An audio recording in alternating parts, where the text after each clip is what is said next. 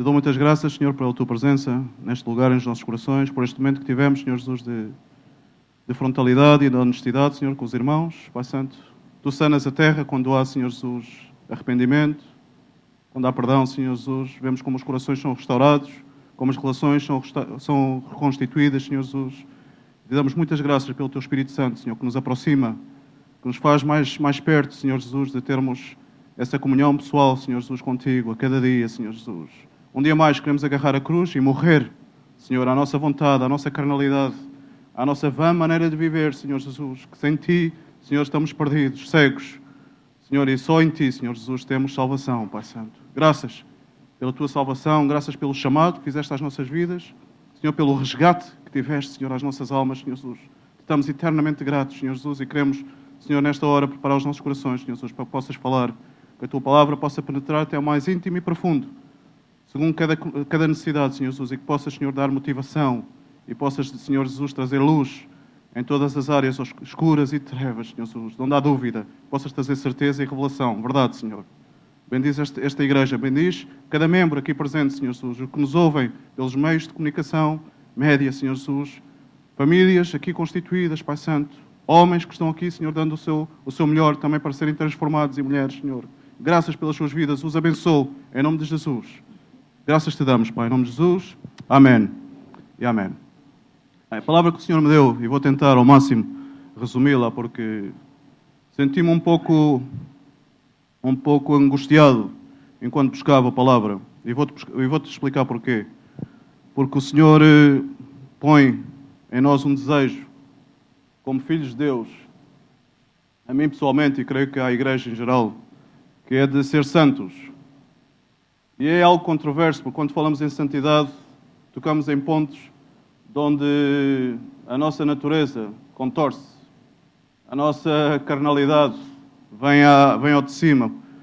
E santo significa estar separado, estar apartado, dividido para Deus. E o Evangelho é um pão que não se pode molhar no leite para que se coma melhor, mas deve ser um Evangelho que deve ser predicado com verdade, confrontando o pecado, confrontando tudo aquilo que vem em pós ou contra o que Deus estabeleceu no seu reino e na sua justiça. Deve ser confrontado com o Evangelho. E devemos ter essa ousadia e devemos ter essa coragem e essa valentia. E de onde começam as nossas divisões é de onde terminam as nossas associações com o mundo. Nos separamos para Deus quando começamos a dividir-nos e a separar-nos para o mundo. Em Lucas 9:62 diz que ninguém lança a mão no arado e olha para trás é digno de entrar no reino dos céus. Amém? Ninguém. Temos muitos corações de mulher de Lote que passam continuamente o tempo a olhar para trás, que caminham e nós vemos o que é que pode suceder quando tu caminhas e andas para trás, estás propenso a quê? A teres um acidente. Porquê? Porque não vês o que tens à frente, não vês o que Deus tem preparado para ti diante dos teus olhos e continuas sempre caminhando com saudades e com memórias do que deixaste para trás. Isso é um perigo e é uma realidade que faz com que os corações possam estar presos e sujeitos a sentimentalismos e emoções que não fazem com que vidas progridam e avancem nos caminhos do Senhor. Devemos olhar, como Paulo dizia, ao alvo, a suprema vocação da sua fé. Esquecendo de tudo o que deixo para trás, olho para onde? Para a frente. Amém? Para estarmos dignos para esse reino excelente, para esse reino altíssimo, devemos estar com as nossas miradas, com os nossos olhos postos em Cristo Jesus, autor e consumador da nossa fé. Separados para Ele. Amém? Separados para Deus. Nós pertencemos a uma associação de nome Remar. Fazemos parte de uma membresia de uma igreja e nos autotitulamos membros. Mas antes de tudo isso, somos filhos do Altíssimo. Amém? Somos filhos de Deus. Deus nos chamou para separar-nos, para criar divisão nos nossos corações entre o que é do mundo e o que é de Deus. Entre o reino das trevas e o reino dos céus. Paulo se apresentava ele próprio em Romanos 1:1 e dizia que era ser de Jesus Cristo chamado a ser apóstolo, para mim o último de todos os apóstolos. Há uns que se autodenominam apóstolos nos dias de hoje, mas para mim a história do apostolado terminou em Paulo. E é um ministério que o Senhor abençoou ricamente e temos recebido muita bênção por intermédio deste ministério. E diz, apartado para o Evangelho de Jesus. Separado para o Evangelho de Jesus. Paulo tinha essa firme convicção de quê? De que tinha um ministério ao qual Deus o tinha separado e o tinha apartado para servir com devoção, com denodo e com toda a sua entrega. Separou-se para o chamado de Deus. E no nosso coração temos que criar limites. Tem que haver limites, tem que haver fronteiras. São invisíveis, não são impostas, porque é pela graça de Deus. Mas devemos criar limites. Devemos transladar a vida destes homens cheios de unção de Deus para termos uma linguagem um pouco mais corrente que todos possamos entender. Transladá-los para os dias de hoje. E metermos 12 apóstolos num veículo. Seria um minibus desses de 15 lugares, porque os de 9 não cabiam todos. Um pouquinho maior, metemos-nos nesse carro e metemos a fazer esses serviços que faziam sempre. A viajar, a predicar, indo aos povos, indo a curar enfermos e a resgatar perdidos. E nesses percursos, seguramente, eles pensariam qual a rádio que escutar, que tipo de música ouvir. Chegariam a casa depois de um dia de cansados, a primeira coisa que fariam seriam também ver que tipo de filme iriam ver. Não iam ver qualquer classe de filme, amém? Se não fosse algo que tivesse dentro dos parâmetros aos quais agradam Deus, seguramente que fariam, mudariam de canal.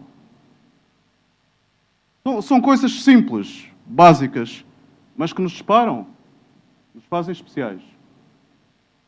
Nos fazem especiais, sabias? E Deus chamou-nos para sermos especiais neste mundo. Para sermos luz e sal nesta terra. Para separar-nos deste mundo. Para não termos parte nem arte com tudo o que se rodeia neste mundo. E sabermos que em Deus há repouso e paz. Neste mundo não há. Muitos dizem, eu procuro paz, eu quero viver em paz. E buscam a paz nos sítios errados. Buscam a paz neste mundo, que não tem paz para oferecer. Não há paz neste mundo. Não há. A paz vem do alto. Amém? A paz vem de Deus. E o separar-nos para Deus produz muita paz nos nossos corações e faz cessar muitas guerras internas também, de desejos carnais e ímpetos que muitas vezes governam corações e fazem com que a vista esteja constantemente virada para trás, em vez de olhar para a frente, para o supremo alvo da nossa vocação, Jesus Cristo, nosso Senhor e Salvador. Vamos a Ezequiel. E vamos a ler no capítulo 42 do livro de Ezequiel uma revelação, um sonho ao qual Deus trouxe a Ezequiel e via a reconstrução do templo. E é de tal forma impressionante que Deus, por forma deste sonho, relata ao pormenor, não? A nível arquitetónico temos uma descrição pormenorizada de toda a estrutura do templo ao qual Deus falou ao profeta Ezequiel. E há um sítio em especial que eu quero frisar, que vem no capítulo 42, depois de dar toda esta discriminação ao milímetro de como era toda a construção do templo. Vemos no versículo, Ezequiel 42, versículo 20, que foi a um sítio especial, ao qual, podemos ler até um pouquinho antes, que nos diz no versículo 13, as câmaras do norte e as câmaras do sul que estão diante do lugar separado são câmaras santas, em que os sacerdotes que se chegarem ao Senhor comerão as coisas mais santas. Ali porão as coisas mais santas, as ofertas dos cereais, as ofertas pelo pecado, que hoje foi feito aqui, e dou glória a Deus por isso. E as ofertas pela culpa, pois o lugar é santo. Quando os sacerdotes entrarem, não sairão do santuário para o átrio exterior, mas porão ali as vestiduras com que ministram, pois elas são santas. Vestir-se-ão de outras vestiduras e assim se aproximarão do lugar pertencente ao povo. E acerca deste lugar quero falar. Um lugar onde se chamava santo. De onde somente os sacerdotes podiam entrar, incluso a roupa tinham que mudar, porque eram vestiduras santas as que colocavam ao ministrar naquele lugar. Um lugar que deve ter uma antecâmara no teu coração também. Este lugar tinha também muros ao seu redor. Esses muros tinham um propósito.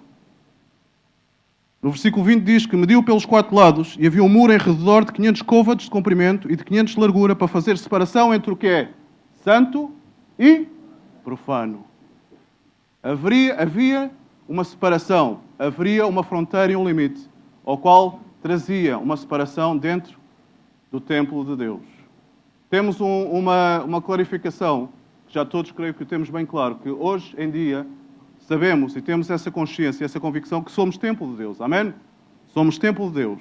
O nosso coração tem antecâmaras, muitas vezes secretas, que devem ser postas à luz do Senhor, para que muros invisíveis se possam levantar e trazer divisão ao que é santo e ao que é profano. Ao que é lícito e ao que não é lícito. Porque nem tudo nos convém. Como nos diz 1 Coríntios 6, versículo 12, todas as coisas me são lícitas, mas nem todas me convêm. Todas as coisas me são lícitas, mas eu não me deixarei dominar por nenhuma delas.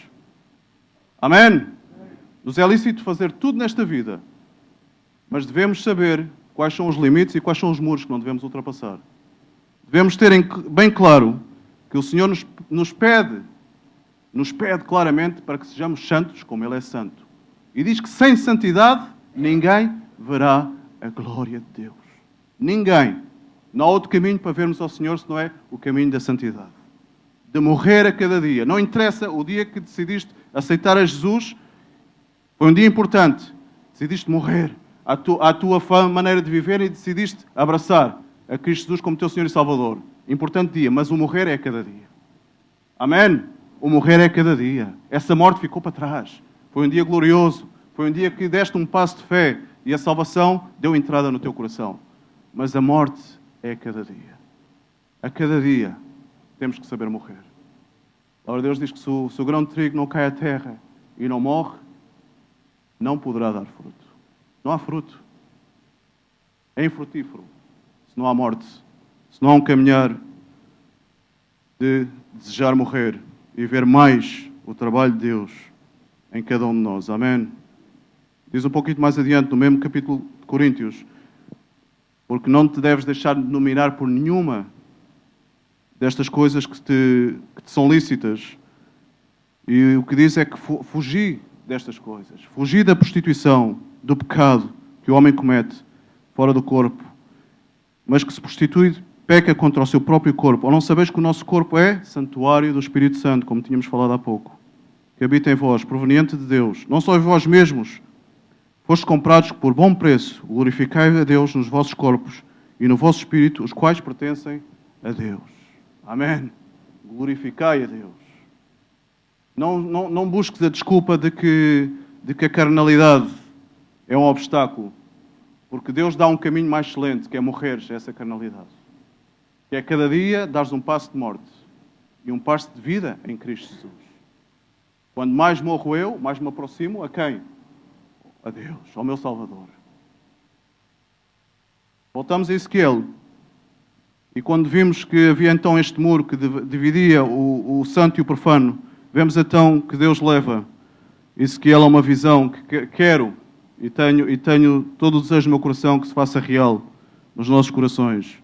Diz que então me levou à porta que olha para o Oriente e vi a glória de Deus de Israel que vinha do Oriente. E a sua voz era como a voz de muitas águas e a terra resplandeceu por causa da sua glória. O aspecto da visão que tive era como da visão que tivera quando veio a destruir a cidade. E como a tive junto ao rio Quebar, caí com o rosto em terra. A glória do Senhor entrou no templo pela porta que olha para o Oriente. E então o Espírito me levantou e me levou ao átrio interior. E a glória do Senhor encheu o templo. Amém? A glória do Senhor quer encher o templo, que é a tua vida, que é a minha vida. Quer enchê-la por completo. Não quer deixar nenhuma câmara vazia. Quer que os únicos muros que se levantem sejam muros de encontro ao pecado. E que haja um desejo de estarmos a viver separados para Deus. Que não haja uma mistura, nem diluir, nem amanteigar, mas sim viver consagrados para o Senhor. É um reto? Eu sei que é um reto. Mas é a palavra de Deus para a igreja. Para vivermos em santidade. É incómodo quando vemos o que realmente nos agrada. E vemos que começamos a meter uma lista, e quando vemos o que exige uma vida em santidade, essa lista começa a minguar. Isto não convém, isto não é bom, isto... E começamos a ver que realmente na vida poucas coisas agradam a Deus. Mas dessas poucas, se te agarrares a elas, que por vezes não são tão sublimes, não são tão prioritárias como o nosso coração enganoso põe como prioridades, vemos que realmente são frutíferas. São frutíferas. Amém? Uma vida consagrada para Deus. Tempo para o Senhor. Porque é tão penoso juntar-nos a meio da semana para orar? Porque é tão penoso? Porque é mais fácil fazermos tantas e tantas atividades que não requerem oração. É um problema. Porque é penoso antes de sair de casa dares um momento à tua família e fazeres um pequeno devocional com a tua esposa e com os teus filhos. São questões que gostaria, com todo o meu coração, que pudéssemos meditar nelas e ver em realidade que é o nosso coração ao qual devemos lutar e batalhar. É a nossa realidade, sou eu o problema. O problema não está nas circunstâncias nem naquilo que me rodeia. O problema está nos muros que deixei de levantar. E como entro em certos lugares nos quais não devia entrar, e como já me movo em certas situações nas quais não me devia mover, por amor a Deus. Amém? Por amor a Deus. Diz que então a glória do Senhor veio e encheu aquele lugar. A glória do Senhor vem e enche os corações que, em realidade, têm desejo de buscar santidade. Não é uma utopia. Estou a falar de uma realidade. Ter desejo de ser santo como Deus é santo. Ter desejo de morrer para que Cristo viva mais e mais em mim. E vemos que o percurso é largo. Há muito que fazer. E o tempo cada vez se move com mais brevidade. Vemos que antes, hoje em dia 1 minuto, é o que fazíamos antes em 2 horas ou 3. O tempo tem uma precisão e tem uma influência sobre as nossas vidas alucinante. É incrível. Mas devemos priorizar os tempos e verem realmente em que medida estou eu a oferecer ao Senhor o meu coração, a minha vida. Porque não acredito em crentes carnais. Porque a palavra nunca me o falou. Acredito em homens espirituais e acredito em homens naturais. Acredito em homens que anelam e desejam ver mais e mais de Deus e acredito em homens que não aquece nem arrefece e simplesmente invocam-se numa obra social. E abençoa as suas vidas da mesma forma. Mas me surpreende que queiramos estar a ser abençoados pelo qual não estamos dispostos a sacrificar-nos a cada dia. Porque não devemos querer o aplauso do mundo. Devemos querer a rejeição como Cristo foi rejeitado. Eu prefiro a rejeição ao aplauso. Eu prefiro viver sozinho a viver acompanhado de situações supérfluas. Situações que não têm qualquer fundamento nem coerência. A realidade e o fundamento é a nossa relação pessoal com Deus. Isso é o que pode fazer que a nossa relação possa funcionar como irmãos, como filhos de Deus. Amém?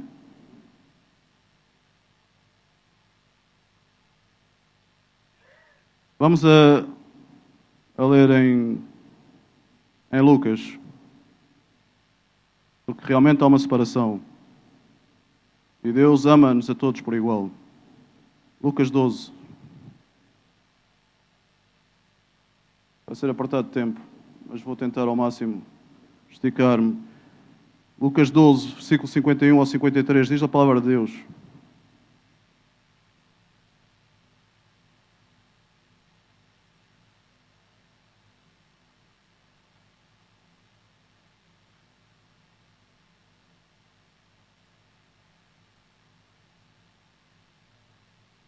Pensais vós que vim trazer paz à terra?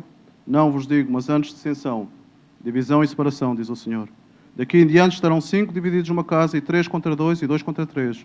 E o pai estará dividido contra o filho, e o filho contra o pai, e a mãe contra o filho, e a filha contra a mãe, e a sogra contra a nora, e a nora contra a sogra. Disse também à multidão: quando vedes a nuvem que vem do ocidente, logo dizeis, lá vem chuva, e assim sucede. Quando vedes soprar o vento do sul, dizes, haverá calma, e assim sucede. Hipócritas, sabeis interpretar a face da terra do céu, como não sabeis então discernir este tempo? Porque não julgais também por vós mesmos o que é justo. Quando fores com o teu adversário ao magistrado, procura livrar-te dele no caminho, para que não suceda que conduza ao juiz, e o juiz te entregue ao meirinho, e ao meirinho te encerre na prisão. Digo-te que não sairás dali enquanto não pagueis o último centavo. Sinais do último tempo, aos quais Jesus não veio a promover paz. Jesus é o príncipe da paz. A paz reina nele. Mas diz que neste mundo não vamos encontrar paz. Decisões. Bem, contra sogras isso é comum. Mas vamos a criar e a ver separações em lares, em famílias. Situações desagradáveis, às quais não nos vai sentar bem. Mas vamos orar e vamos pedir a Deus que haja um anelo e um desejo de santidade para que a paz de Jesus possa reinar. Amém? Porque Jesus ama-nos de tal forma que permite que cresça o trigo e o joio juntos. Poderia desde o início cortar o joio, que não tem qualquer classe de valor na seara do Senhor, mas permite que os dois cresçam juntos. Sabes porquê? Porque Jesus ama o joio. Jesus ama-te a ti e a mim, que éramos joio. E permitiu que cresçamos juntos com o trigo, mas depois haverá o quê? Diz a palavra de Deus, separação. Haverá separação. O trigo será posto no celeiro, na casa do Senhor, nesse apartamento duplex que o Senhor preparou para qualquer um de nós, que não tem qualquer classe de descrição, porque é algo tão bom, tão agradável, que o Senhor preparou para nós, e depois fala que o joio será atado em remolhos e queimado, porque não tem qualquer classe de utilidade. Haverá separação de novo. Não vimos a trazer separação nem divisões de qualquer classe, porque a igreja é uma ponte, não é um sítio de muros, é uma ponte, e queremos estabelecer relações e pontes, mas com o mundo temos que criar separação. Amém? Com o mundo devemos, de extremada maneira, desejar viver separados para Deus. Que Deus abençoe.